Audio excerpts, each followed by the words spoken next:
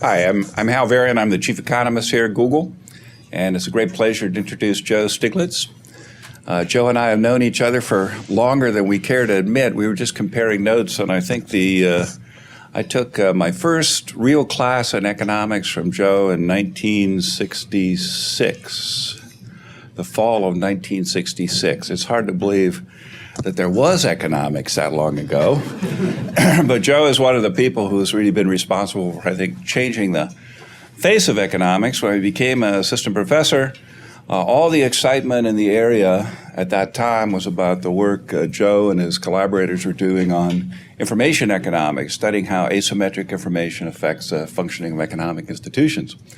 And as you know, he's received a Nobel Prize for that work about 5 years ago, maybe, or a little longer. Anyway, I'm going to cut the introduction short because I know you're all anxious to hear Joe. He's going to talk about his new book, Freefall. Thank you.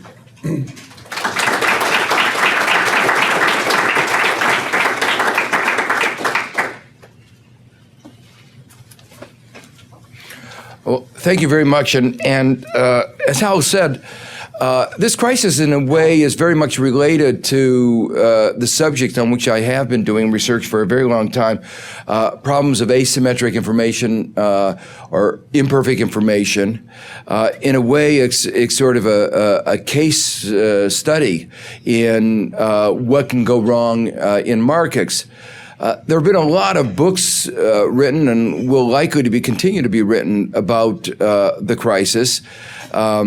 Most of them are journalistic accounts of who did what when, who said what to whom, and what would have happened if the guy hadn't had to go to the bathroom at the critical moment in the negotiations, and how the world would have turned out to be different. My book is much more of a book about the battle of ideas, the kinds of ideas and ideas, particularly in economics, that led to the crisis and that helped inform the way we dealt with the crisis, led in some cases to measures being taken that were not as effective as they might have been, and talking a little bit going forward, how those ideas should shape where we go from here. In a way, economists are like doctors. We really like very sick patients, and this crisis is really good for us in that sense, because the economy this has really been a moment of true dysfunction, where the economy has not done very well. It really failed. And by trying to understand why it failed, I think we can get a lot of insights into how economies function when they function more normally. The basic story of the crisis is really very simple. We had a bubble. The bubble had sustained the economy. In fact, during the period of the bubble, savings rates came down to zero. It was clearly not sustainable, and as one of my predecessors as chairman of the Council of Economic Advisors said, that which is not sustainable won't be sustained. And it wasn't sustained. The bubble is now broken. Savings rates are increasing. They've already gone from 0 to 5%. If they go to a historical average, it'll be 7%. There are reasons to believe why it could go above that. All very good for long-term growth, all good for people's sense of security. But the problem is that if people are saving, they aren't spending, and if people aren't spending, the economy is weak. And it is not likely that consumption will return back to the way it was in 2007 anytime soon. And it's every once in a while you hear somebody from the administration or somebody in market say the American consumer is back.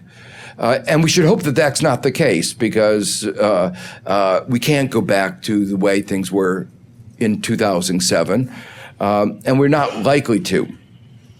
So that's part of the reason, only part of the reason why my prognosis for the economy is not very optimistic. I think it's going to be a long haul to get us back to normal.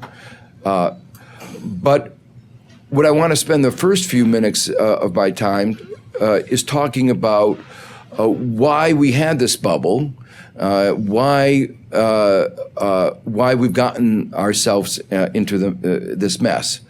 And that's become a favorite sport among economists and politicians, left and right, of you might call it the blame game. Who's to blame?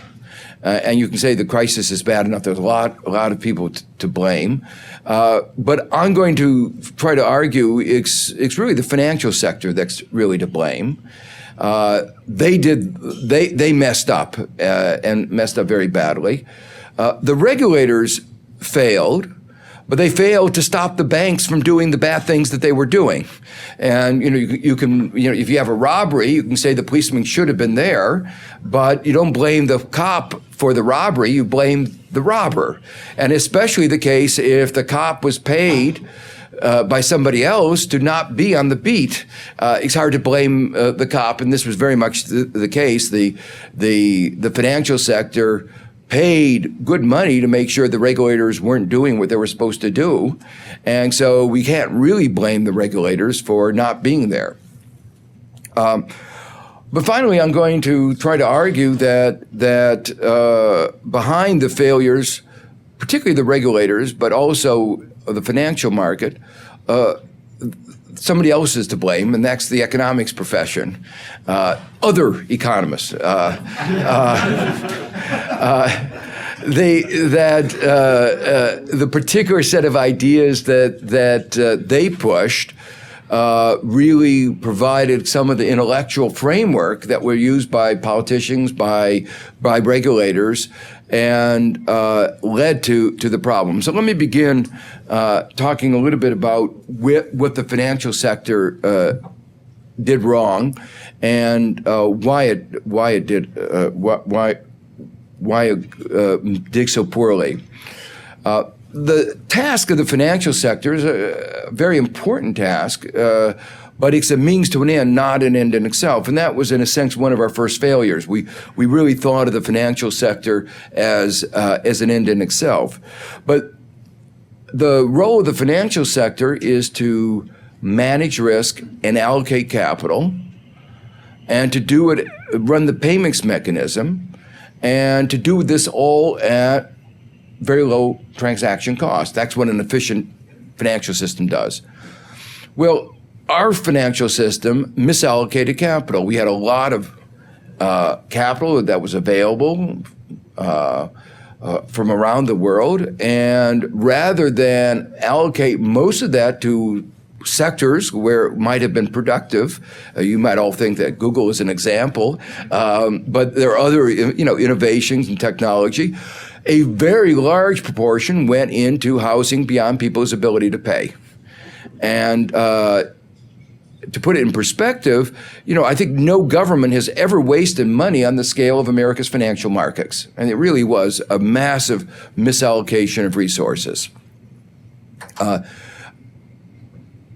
The second thing they're supposed to do is manage risk, but in fact they created risk. They actually created uncertainty with these financial products, CDOs, CDO squared, credit default swaps, and so forth.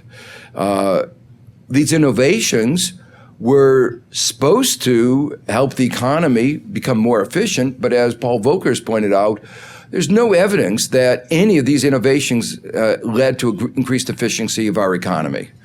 There is a lot of evidence that they contributed to the failures that we've had.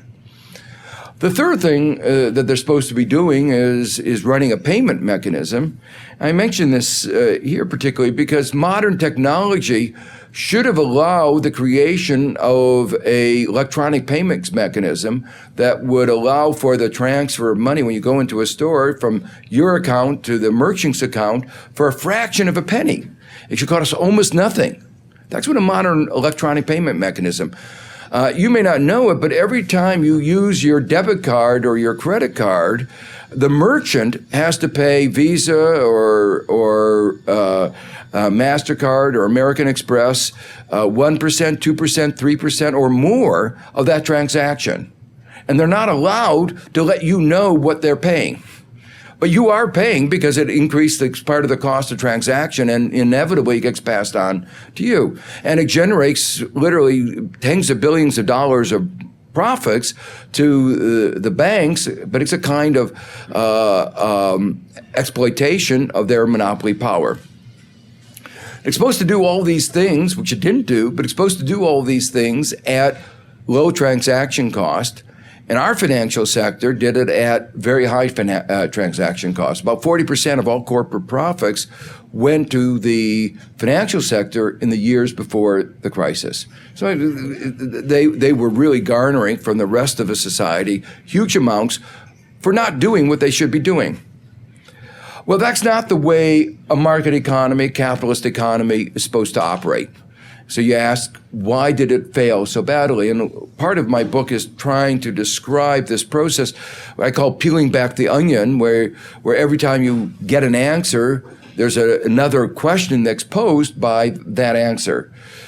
In this case, there's an obvious answer, at least to an economist, and that is that there were flawed incentives.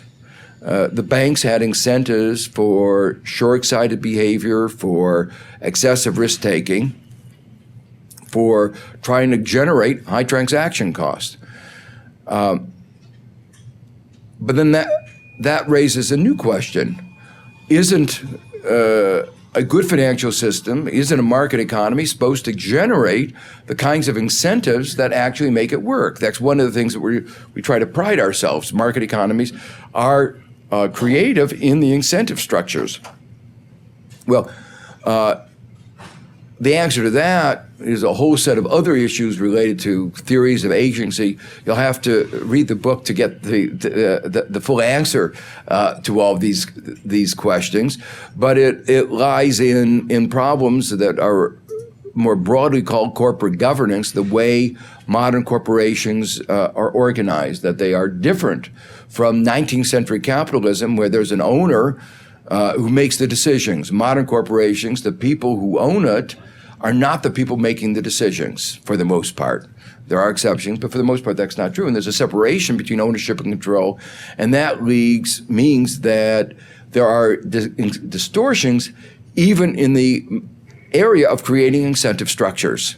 So if you look at what happened to some of the major banks, the shareholders did very badly, the bondholders did very badly, but who did very well? The managers of the banks.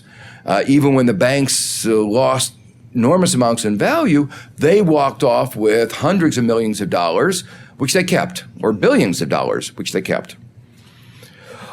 Well, this is a brief synopsis of why the financial sector performed so badly. The regulators, this has happened over and over again, and there was only one period in the history of capitalism in which these problems have not been recurrent. And that was the 3 decades or so after the Great Depression, when we introduced a set of regulations that actually worked. And they prevented crises from occurring. But then we forgot about that. We thought we had created a new economy. We were so much smarter than the past. And so began the process of deregulation, particularly under President Reagan. Not only did we deregulate, but we didn't adopt new regulations.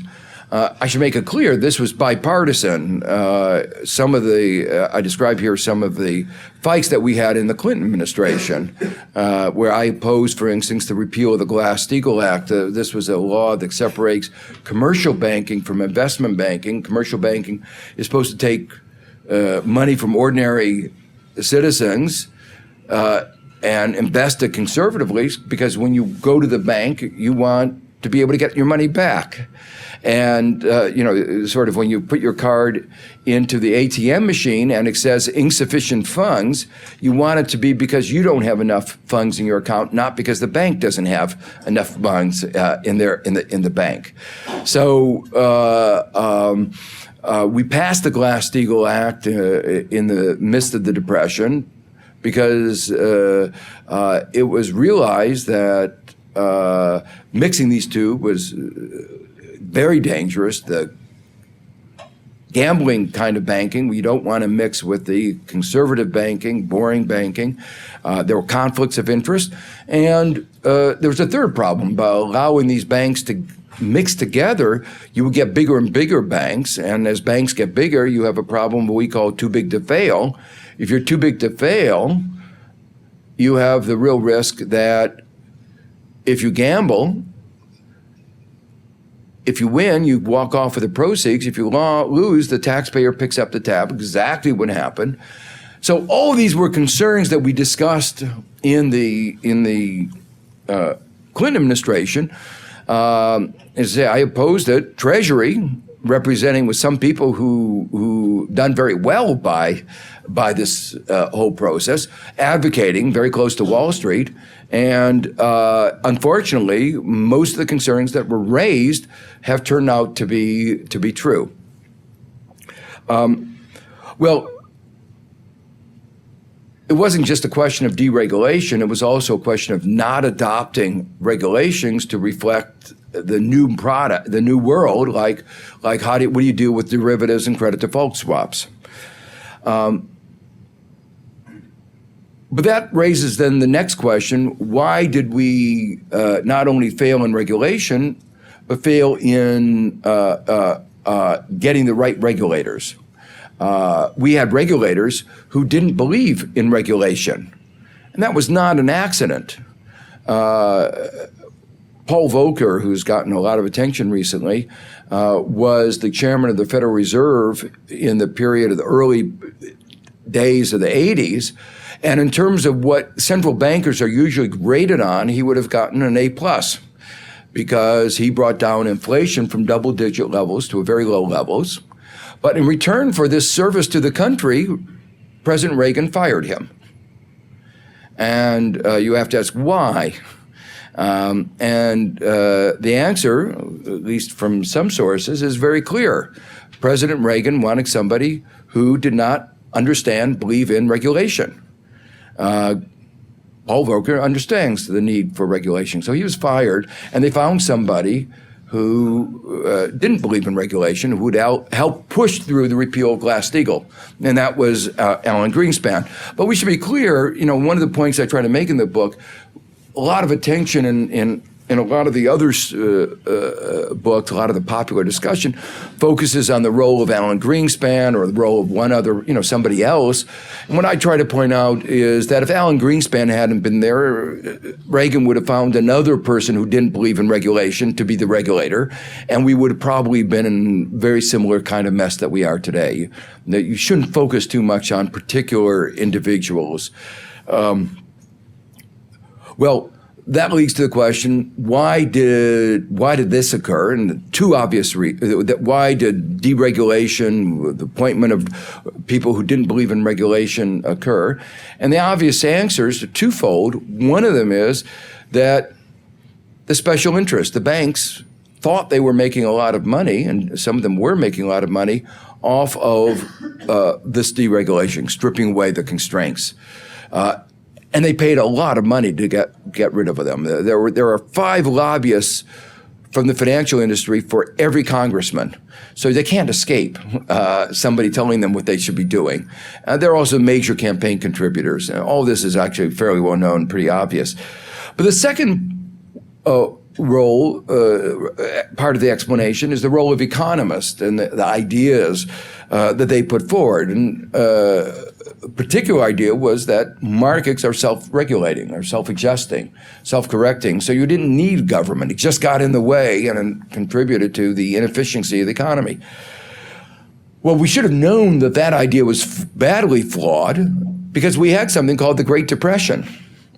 There are other instances where the economy has not worked very well, other areas where it hasn't worked very well, but those were swept aside. Now, one of the important ideas, probably one of the most important ideas in economics is Adam Smith's invisible hand.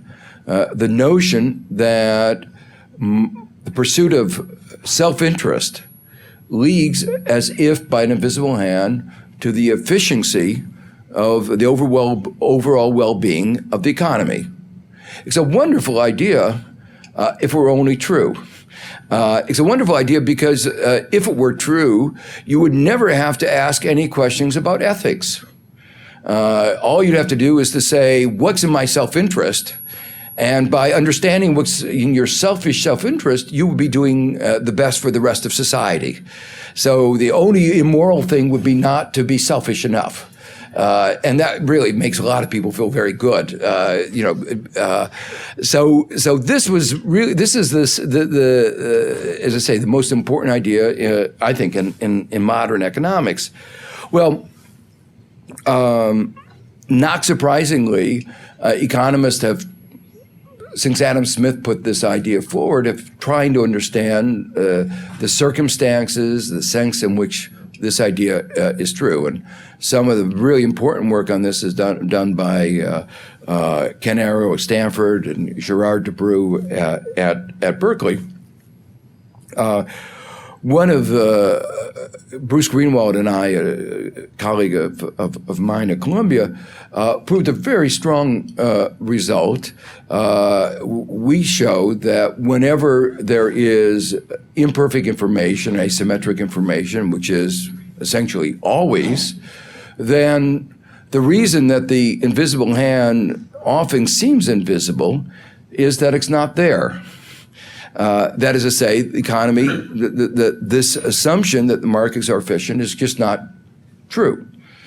And I think now people really are beginning to understand that. I don't think many people would say that the pursuit of greed by the bankers has led to the overall well-being, efficiency of our economy. I don't think you can find anybody defending that proposition today. So that's an example of where a certain set of ideas that free markets, unfettered markets always work, was already undermined by research in economics. But unfortunately, many of the regulators, many of the people who are pursuing what I call the conservative agenda, ignored these results. Another idea that has been very influential, grew out of work that was done at the University of Chicago by Gene Fama and others, talked about the fact that markets are informationally efficient. That is to say that they transmit information from the informed to the uninformed perfectly. Now again, that was an idea, very powerful idea, that markets are informationally efficient. Should have been obvious it's not true. But in some work that I did at Stanford a number of years ago with Sandy Grossman, what we showed is just a logical proposition. What we pointed out was that if it were true, nobody would have any incentive to gather information, because somebody who didn't spend any money gathering information would have all the information that somebody who spent the money. But if that were the case, nobody would spend any money gathering information. And if that were the case, the market might transmit a lot of information, might efficiently transmit information, but there would be transmitting no information because nobody would be gathering information. So the market would in fact be very inefficient. Well, these are again examples of the logical and empirical statements that had undermined before the crisis, before the 80s, the belief that should have undermined the belief that markets always work efficiently. But those who were wedded to that belief really just swept aside these basic results. The crisis itself and the behaviors that we see in the run-up to the crisis really illustrate a lot of market irrationalities, a lot of examples of what might be called cognitive dissonance, behaviors that are hard to reconcile with any kind of rationality. Let me just give you a couple of examples. One of them is that they assumed that they were, those in the financial markets were assuming that they were innovating in ways that were transforming the market dramatically, and that was why they deserved very high salaries. But then they had a problem because after they created these new products, they had to estimate the risk associated with the products. And where could they get data to estimate the risk? Well, they had to look at data, say, for foreclosures. The innovations I'm talking about were like in new mortgages. They had to look at foreclosure rates before they had done these innovations. So on the one hand, they believed that they had transformed the world. On the other hand, they used data as if they had had no effect on the world. But in fact, they had had a very big effect, but it was all for the worse.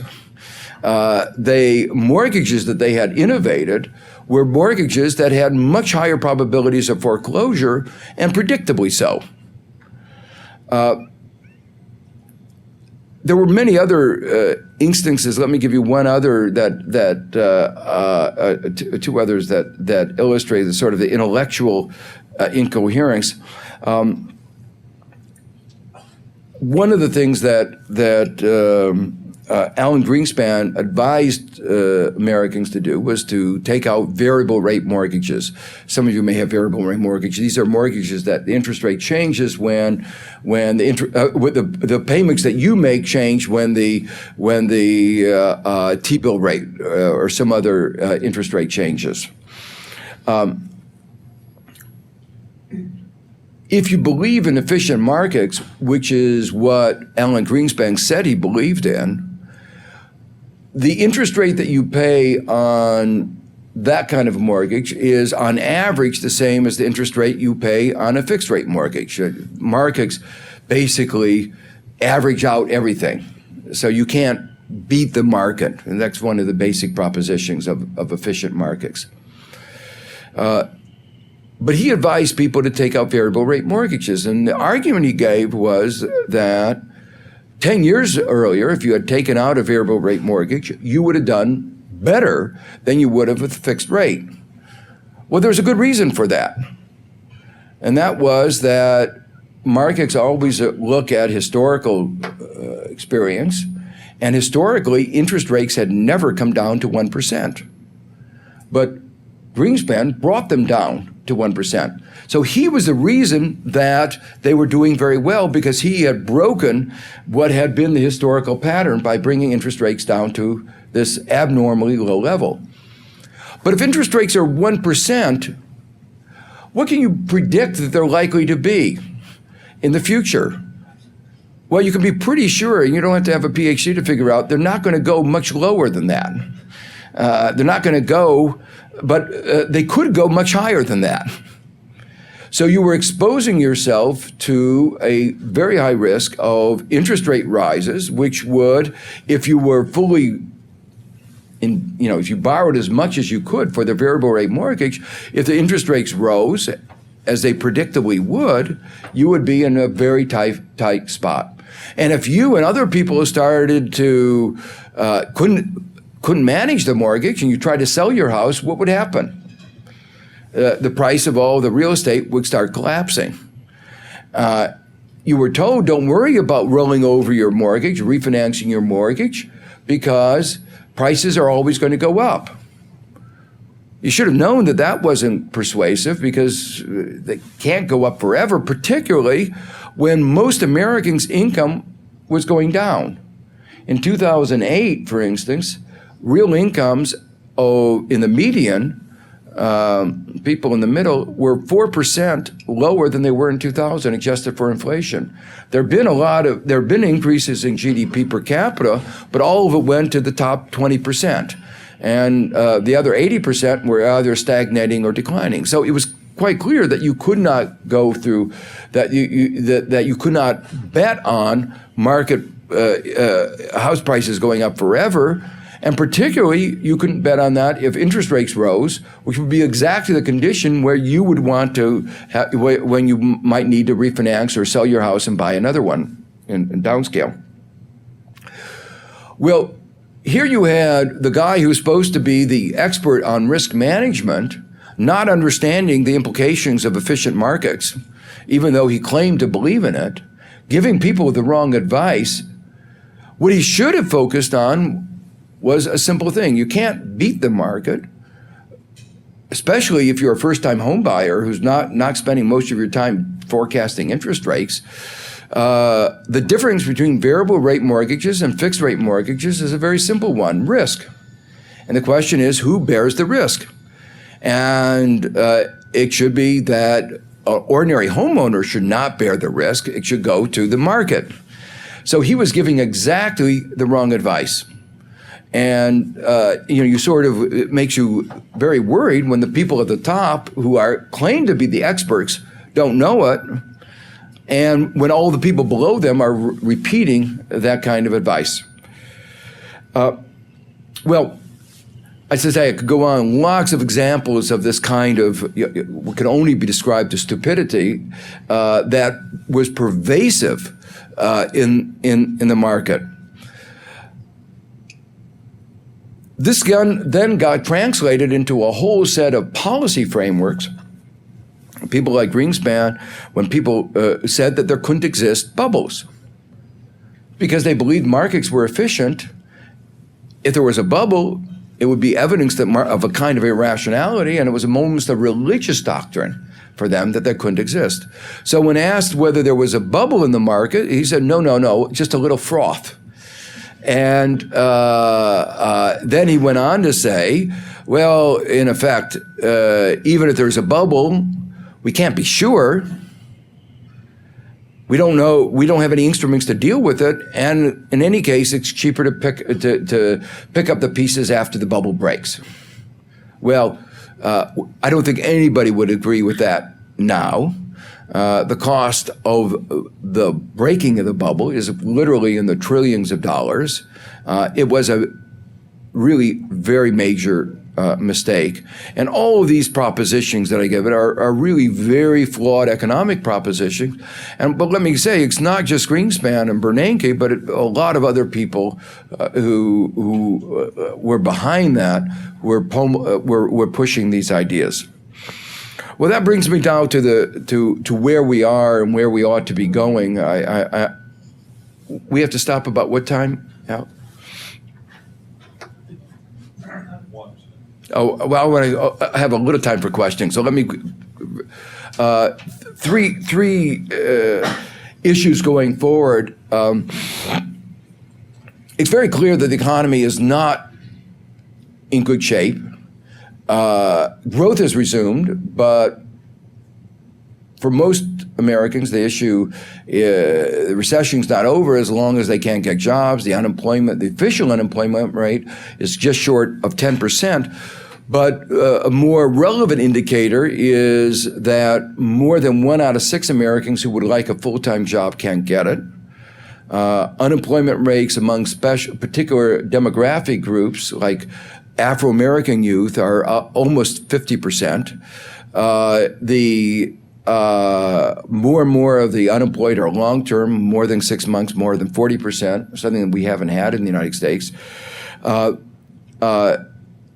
Mortgage problems are continuing. The number of mortgage foreclosures are expected to be higher this year than last year. So the problem is actually getting worse. There are new problems beginning to show up in the commercial real estate. The states are having a very serious time meeting their budgets, and their cutbacks coming on. All of these are reasons that I am pessimistic that there is going to be a quick recovery. In fact, many of the forecasts say that we won't be back to normal unemployment until the middle of the decade, and I think that's probably rosy scenario. So that's why one of the first, I think we need a second round of a stimulus. The first round worked, it just wasn't small enough, it wasn't big enough. I and many others thought we needed a stimulus of $1 trillion or more. The president wasn't given that choice, even though his own chairman of the Council of Economic Advisors argued that we needed around $1.2 trillion. He was not posed. He wasn't given that choice. It was narrowed down to $800 or $600 billion. He thought, or his advisors thought, the unemployment rate was going to be 10%, and with the stimulus, it would be brought down to 8%. As I say, the stimulus worked. Without it, we would have had unemployment of around 12% and brought it down to 10%. But that's still much too high, and it's not going to be going down anytime quickly. So I've been very supportive of a second round of a stimulus. When President Bush first began dealing with the problem, or not dealing with it, we threw a lot of money at the banks, but didn't do anything about the mortgages. And in my mind, that was sort of like giving a massive blood transfusion to a patient suffering from internal hemorrhaging and not doing anything about the internal problem. What the Obama administration, it finally did something, but it was again too little, which is why the number of foreclosures is expected at between 2.5 and 3.5 million this year. And the problem was he didn't do anything about the central problem, which is 1 out of 4 mortgages are underwater. That is to say, people owe more money than the value of the house. And he didn't want to do anything about that because the banks didn't want him to do anything about that. The banks didn't want him to do anything about that because they want to live in the fiction that these mortgages are perfectly fine. Any restructuring the mortgages would make them recognize the losses. What they successfully did is get a change in accounting standards so they could pretend that these mortgages that were, even mortgages that were not up to date, could be treated as if they will be fully paid. So that's the second thing that we clearly need to do something about. And in my book, I propose something particular, what I call a homeowners chapter 11, a new form, a more rapid form of financial reorganization for homeowners. And the third part is dealing with the banks. When we were pouring money into the banks, we didn't have any vision of what kind of a financial system. We should have known that we needed to downsize the financial system, but as we size it, we want more of the money. We want the banks that actually do lending, the banks that the venture capital parts of our financial system we want to strengthen, and parts of it that are involved in speculation we want to reduce. But what did we do? We poured money into the big banks that do speculation, and we let 140 of the smaller banks go bankrupt last year alone. So the result of this is that we have a more dysfunctional financial system. The too big to fail banks are even bigger. The problem's gotten much worse. And the result of that is that the problems that we had have not gone away. Finally, I began by talking about the failure of regulation to stop the banks from behaving badly. We haven't reformed the regulatory structure at all. The proposals that originally came out of the Obama administration and out of the House were totally inadequate. The fortunate thing, last month, President Obama began to talk about some more effective regulation, dealing with the too big to fail banks, dealing with the conflicts of interest, but not dealing with some of the core problems, like the problems of credit default swaps. These are the things that got AIG into trouble. And just to give you one picture of how important this one little piece is, and I'd say it's a lot of complexity, but one little piece. American taxpayers gave AIG almost $180 billion. Now, that's a mind-boggling amount. You know, when I was in the Council of Economic Advisors, we would debate for hours and days, a school rebuilding program that would cost a few $1 billion. And we, in the end, people like Rubin said, we can't afford to rebuild our schools in the inner cities. We just don't have enough money. And we're talking about minuscule amounts compared to what went to one company in a short period of time. It is equal to all the foreign aid that we'll give to Africa over a quarter century. It is equal to all the foreign aid to all the countries of the world from all the rich countries in the world over a period of 2 years. And that just went out without us having anything to show for it. So that problem, having to do with credit default swaps, nothing effective has been done. The concern that I have is that because we haven't addressed these problems, the likelihood is there's a real risk that we will not only not recover as quickly as we could have, that we risk another kind of crisis such as the one we have in the not too distant future.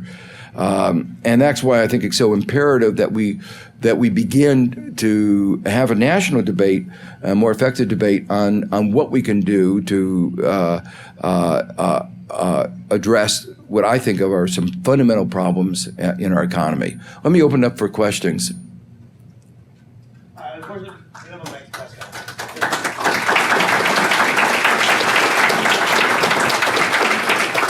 So we don't have a mic to pass around. If you could repeat some of the questions afterwards. And just to start it off, actually, I've heard a lot about the GlassSteagall Act playing a key role. Is all we need to bring that back, or do we need something much more modernized? Okay, the GlassSteagall Act. The question is, should we just bring back the GlassSteagall Act? For those who don't remember or don't know, the GlassSteagall Act, it was what separated commercial banks and investment banks, and as I said before, the repeal of that was something that I opposed and really does pose a lot of risk to our economy. But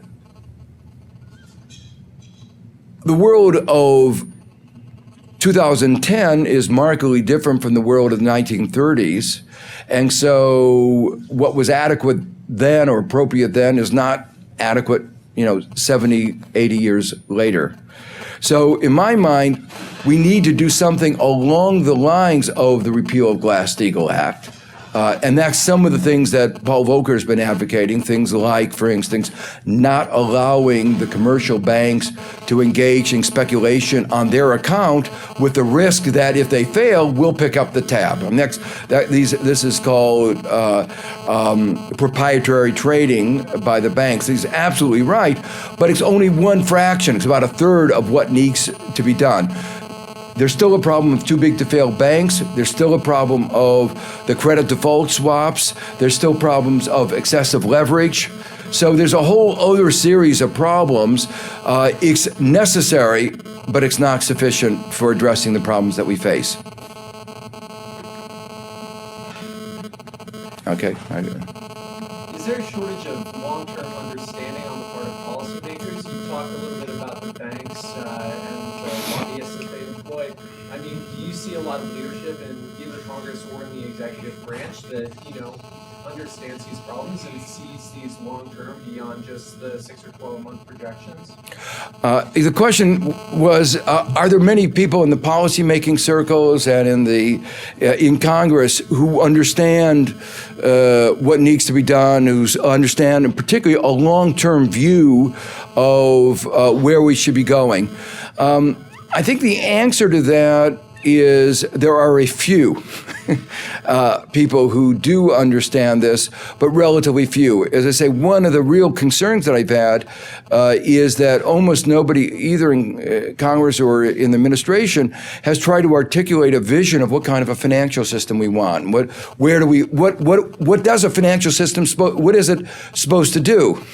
And if you don't know what it's supposed to do, it's very hard to know how do we construct the one that clearly failed to make it more likely to do what it should be doing.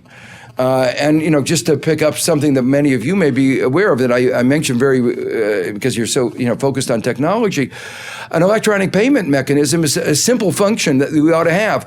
No discussion of why it is that America doesn't have an efficient electronic payment mechanism.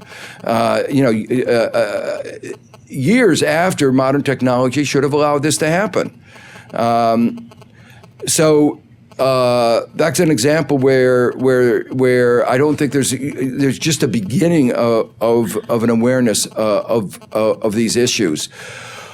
Part of the problem is also, though, that many of the people have, you know, quite plainly, been overly intellectually captured, to put it in the best front, or bought, to put it in the least, by those in the financial sector. So, for instance, let me give you, I can give the speeches of those in the financial sector just as well as they can. So I'll tell you, for instance, after I talk about the need for regulation, they'll say, yes, but we have to be careful. And that sort of, and you can understand a politician understanding good words like regulation and then innovation, okay? And you can't, nobody wants to let the pendulum swing too far the other way. Well, that's where I keep emphasizing, look at the sector actually resisted innovations that would have been welfare enhancing. And I saw that very clearly. For instance, when I was on the Council of Economic Advisors, we proposed introducing inflation index bonds.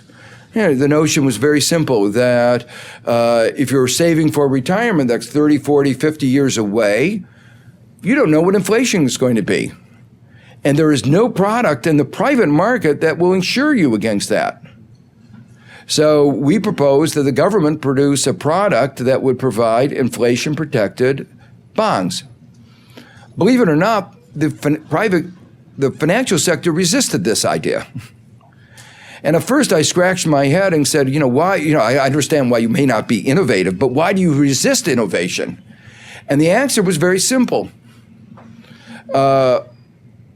People buy these and hold them for their retirement. That's a good thing, but not from the point of view of the financial sector, because they make money from fees, and if you buy and hold for 40 years, you're not buying and selling.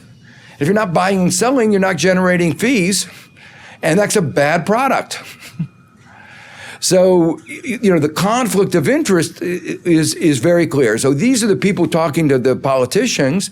And I remember, say when I was pushing for this, they would say, "Oh, you're going to have a party and nobody's going to come to it. It's going to be a total flop." It's actually been a very successful product, and it would be more successful, and it will likely be more successful now that anxieties about inflation are increasing. So I guess in the end, what I'm saying is, I think there's awareness of a few people that we need to get a longer-term focus. But it's a relatively few people, and unfortunately, a lot of the rhetoric of Wall Street has seeped down into the politician, and they bought it. Yeah. So it seems like the proposed regulation is to stop banks from getting too big to fail.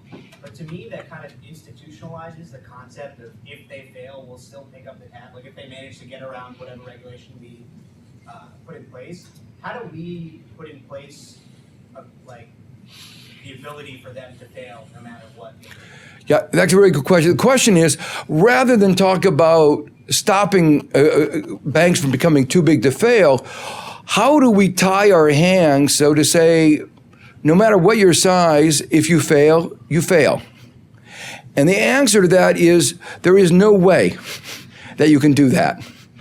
And that flaw, that way of reasoning has been very strong in the administration and some people who, in some of the banks, they say, especially some of the very big banks, they say, right now, you should be tough with us.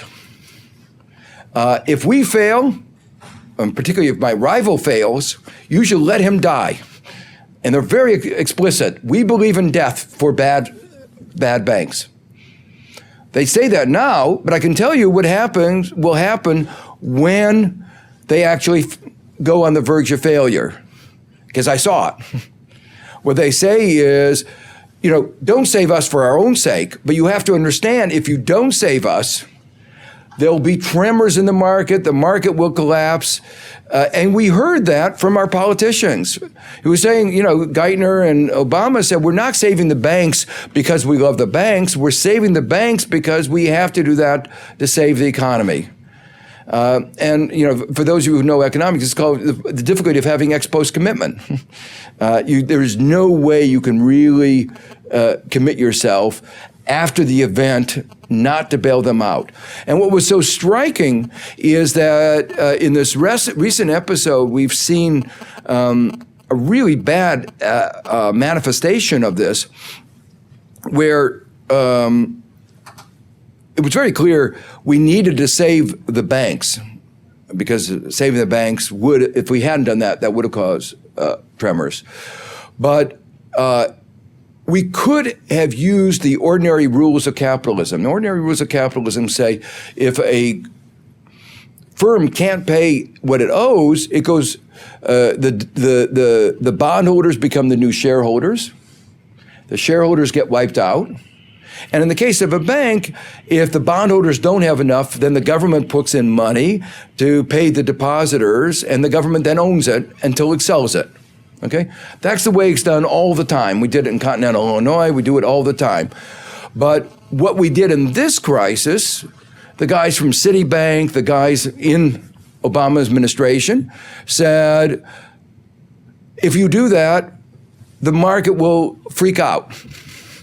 So what you have to do is not only save the banks, but save the bankers, the shareholders, and the bondholders. Citibank had $325 billion of long-term debt. If we had converted that debt into the new shareholders, we would not have had to pour money into Citibank. But what they said was, and it was totally extraordinary, it was breaking the rules of capitalism. What they did is they said if we did that, it would cause all kinds of turmoil.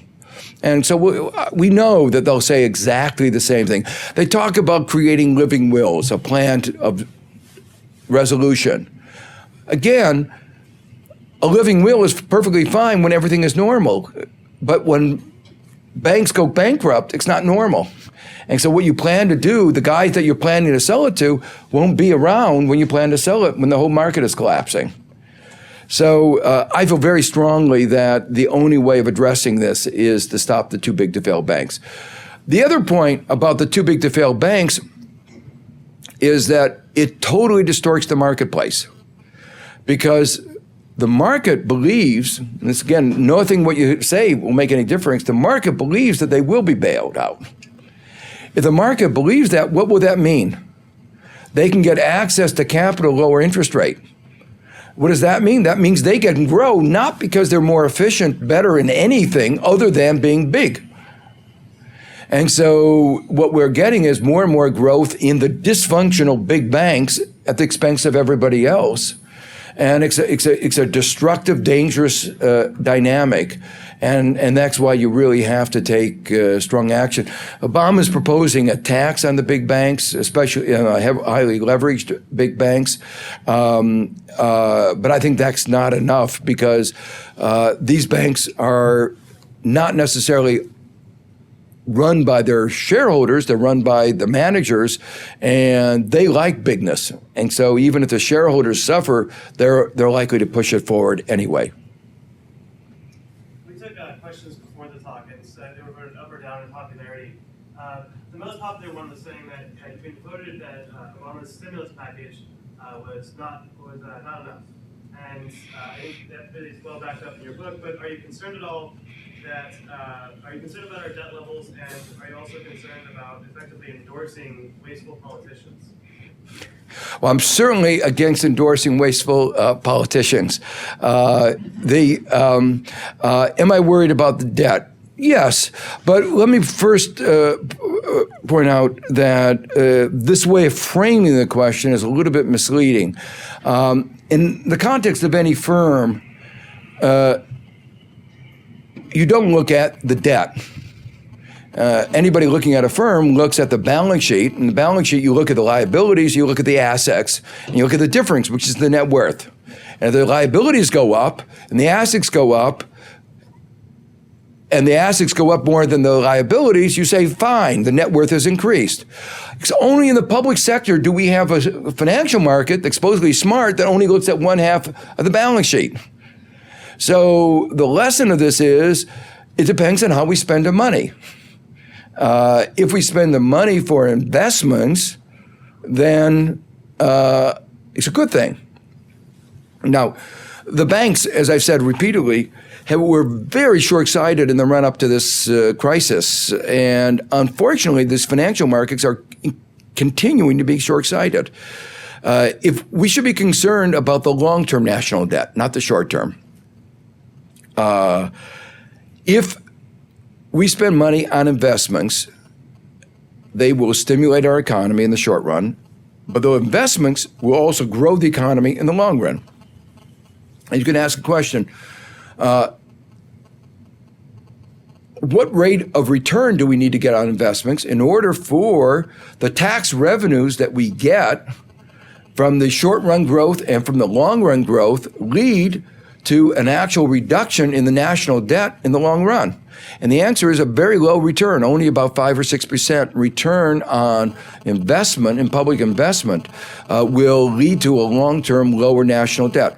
And the evidence is that the returns from investments, for instance, in public technology are much, much higher. I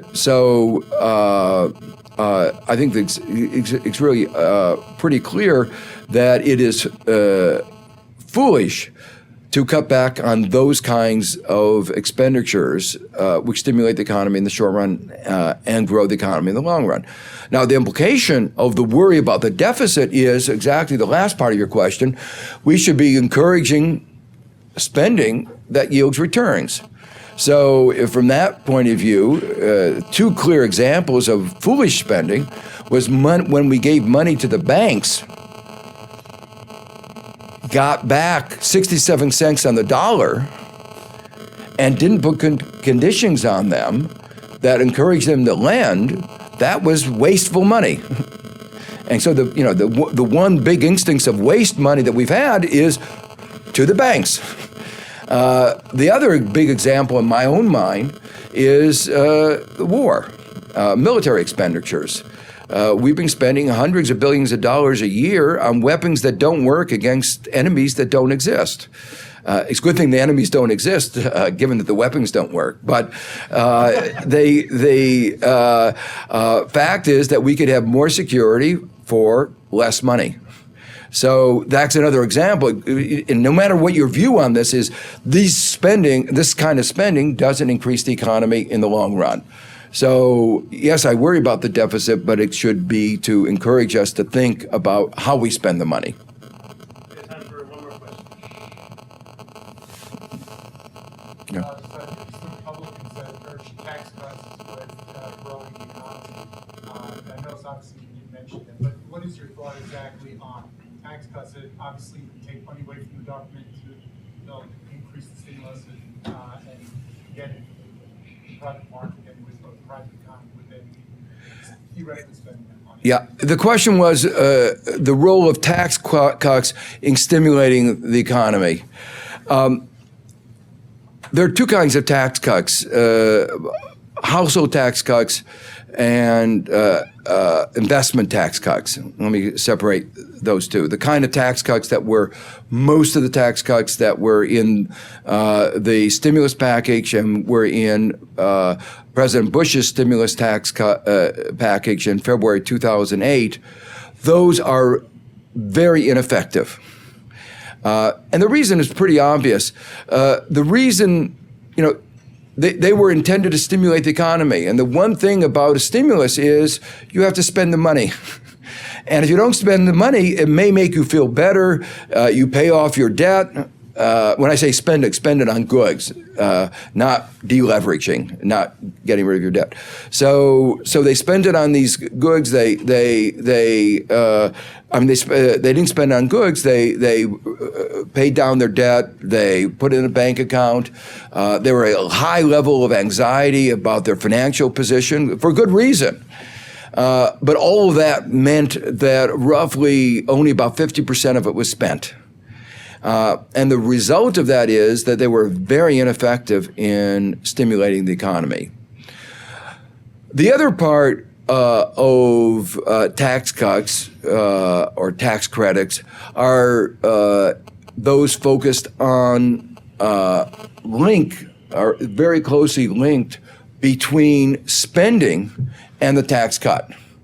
An investment tax credit is that kind, where you say to a firm, if you spend money on investment, we will pay part of that cost through a tax credit. Or if you hire a worker, then we will pay part of that cost through a tax credit. Now, those at least have a clear link between the tax cut and the private spending. And they have at least the potential of stimulating the economy, even if they have some effect, as you say, on the deficit. There's a lot of controversy about the magnitudes of those responses, both on creating jobs or in stimulating the economy. But I think in at least some areas, particularly when they're well designed, and that's there are proposals for what are called incremental or marginal investment or jobs tax credits. So that one of Obama's proposals is to say to firms, if you hire more workers than you've hired in the past, then we will pick up a part of the cost. And those can be effective. In my mind, the household tax credits are not a good way.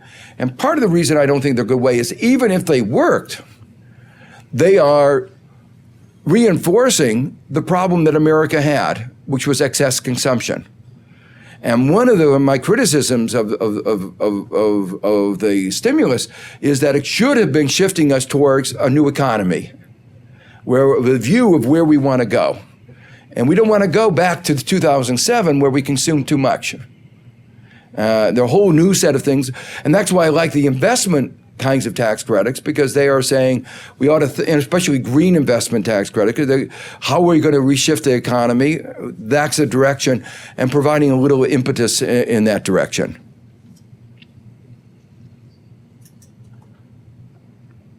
Well, thank you very much, and a round of applause.